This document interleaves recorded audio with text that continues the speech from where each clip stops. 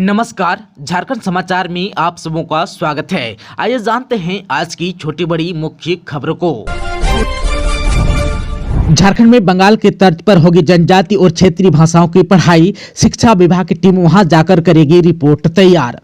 झारखंड में पश्चिम बंगाल के तर्ज पर जनजाति और क्षेत्रीय भाषाओं की पढ़ाई शुरू की जाएगी। इसके लिए जल्द ही राज्य की ओर से एक टीम पश्चिम बंगाल भेजी जाएगी। शिक्षा मंत्री रामदास सोरेन ने कहा कि सरकार स्कूलों में जनजाति भाषाओं की पढ़ाई बेहतर करेगी। प्राथमिक कक्षा से इसकी पढ़ाई शुरू की जाएगी। जनजाति और क्षेत्रीय भाषा की पढ़ाई स्कूल से लेकर विश्वविद्यालय तक सुदृढ़ की जाएगी। इस मामले को लेकर शिक्षा मंत्री रामदास सोरेन मंगलवार को मुख्यमंत्री हेमंत सोरेन से मिले। शिक्षा मंत्री ने इस संबंध में अपने प्रस्ताव की जानकारी मुख्यमंत्री को भी दी है। आप सबको बता दूं कि स्कूली शिक्षा एवं साक्षरता विभाग की टीम जनवरी में जाएगी बंगाल। रामदास सोरेन ने बताया कि मुख्यमंत्री हेमंत सोरेन ने इस संबंध में आगे की प्रक्रिया शुरू करने की सहमति भी दी है। अब स्कूली शिक्षा एवं साक्षरता विभाग की एक टीम जनवरी के पहले सप्ताह में ही पश्चिम बंगाल जाएगी। टीम में जनजाति और क्षेत्रीय भाषा के शिक्षाविद के अलावा विभाग के पदाधिकारी भी शामिल रहेंगे।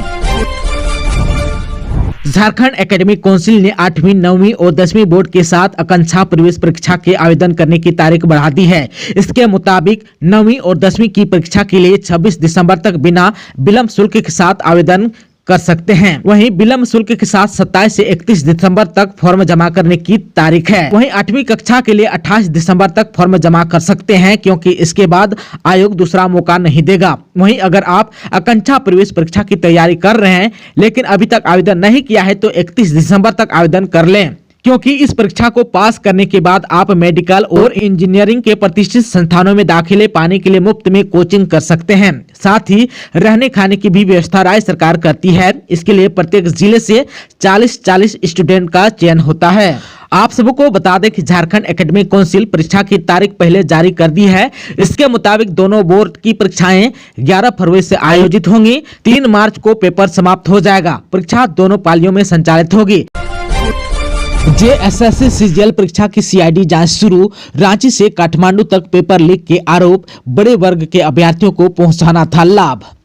जेएसएससी सीजीएल परीक्षा की सीआईडी जांच शुरू कर दी गई है। इस जांच का आधार रातू थाने में हजारीबाग निवासी राजेश प्रसाद की शिकायत पर दर्ज प्राथमिकी है। दर्ज प्राथमिकी में कई तरह के आरोप लगाए गए हैं। वहीं कई अहम जानकारियां भी दी गई है, जिसमें शिकायतकर्ता ने बताया कि जेएसएससी कार्यालय के सामने 26 सितंबर को कुछ छात्रों के बीच चर्चा हो रही थी, जहां कहा जा रहा था कि परीक्षा की तिथि से 2-3 दिन पूर्व आसनसोल के किसी होटल और नियामतपुर के एक विवाह भवन में छात्रों को इकट्ठा कर प्रश्न और उनके उत्तर बता दिए गए हैं। इसी तरह मुजफ्फरपुर, रांची, मांडू, दिल्ली और काठमांडू में भी प्रश्न पत्र लीक किए गए। आरोप है कि एक बड़े वर्ग के अभ्यर्थियों को परीक्षा के लिए प्रश्न पत्र उपलब्ध कराकर तैयारी कराई गई, उन्हें ही लाभ पहुंचाना था। झारखंड के होमगार्ड बहाली में तकनीकी अभ्यर्थियों के लिए 100 अंकों की होगी परीक्षा। 30 अंक लाना जरूरी। झारखंड होमगार्ड बहाली यानी कि नामांकन को लेकर नियमावली 2014 का गजट गृह विभाग ने प्रकाशित कर दिया है। इसके तहत होमगार्ड बहाली यानी कि नामांकन के लिए परीक्षा बोर्ड द्वारा तकनीकी योग्य अभ्यर्थियों के लिए 100 अंकों की परीक्षा ली जाएगी। इसमें कम से कम 30 अंक लाना जरूरी होगा। सरकारी सेवक का नामांकन विशेषकर शहरी क्षेत्र में कुल रिक्तियों का 10% ही हो सकेगा।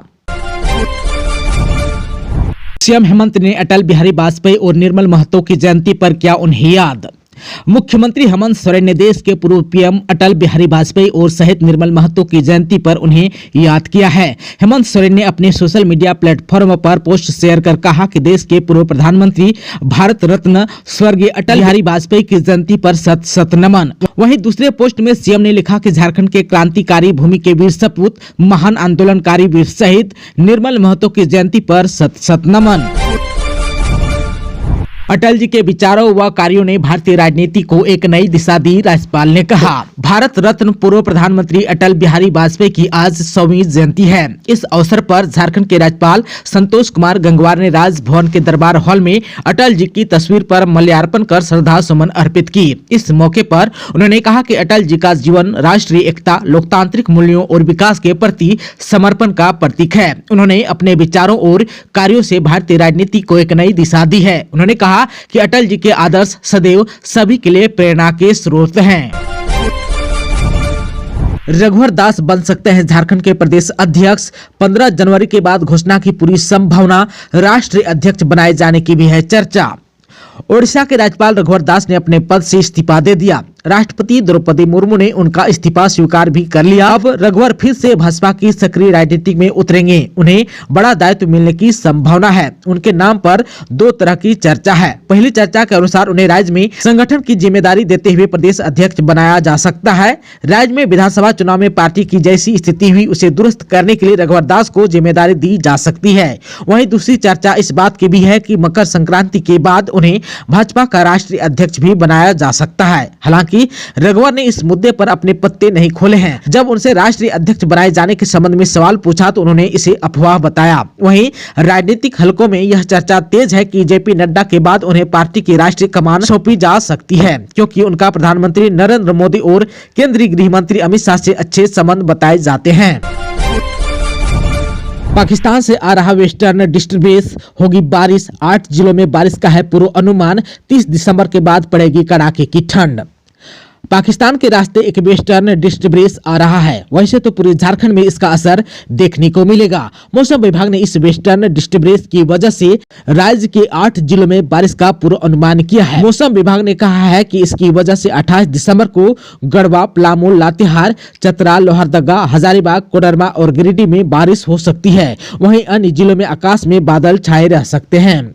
मौसम केंद्र रांची के पूर्व अनुमान के अनुसार राज्य में बादल और बारिश के कारण अगले कुछ दिनों तक कड़ाके की ठंड नहीं पड़ेगी। वहीं न्यूनतम तापमान 12 से 13 डिग्री सेल्सियस के बीच रहेगा। वहीं अधिकतम तापमान 25 से 26 डिग्री सेल्सियस के आसपास रह सकता है।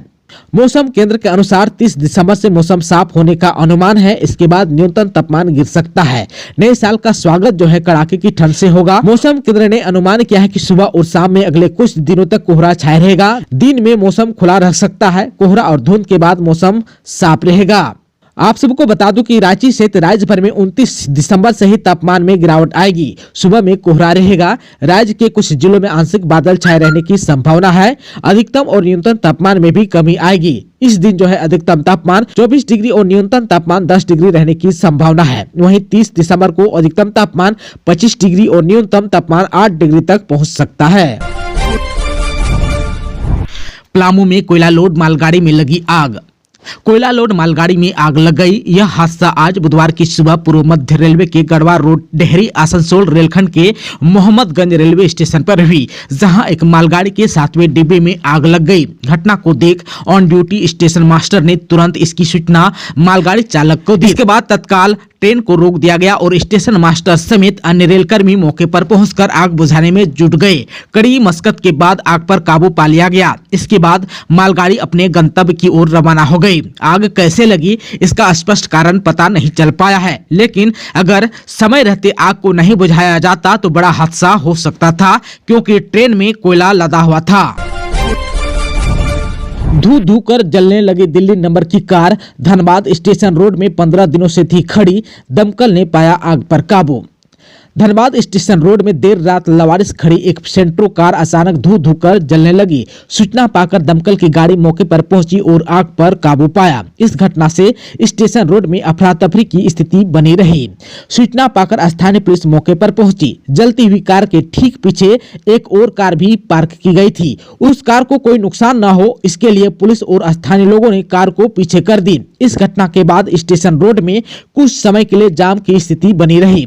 बताया जा रहा है कि दिल्ली नंबर की यह कार DL 26 AM 6681 पिछले 15 दिनों से लावारिस हालत में खड़ी थी। आसपास के दुकानदारों ने रविवार को इसकी शिकायत धनबाद थाना से भी की। पुलिस मामले की छानबीन कर रही है। कार में आग कैसे लगी यह फिलहाल पता नहीं चल पाया है। बता दें कि घटना स्थल से ही सटे पेट्रोल पंप भी है। हालांकि समय रहते आग पर काबू पा लिए जाने से एक बड़ा हादसा टल गया। Anandita under 19 T20 cricket world cup में शामिल। धनबाद की बेटी एशिया कप जीतने वाली टीम में भी थी शामिल। पहला मुकाबला 19 को।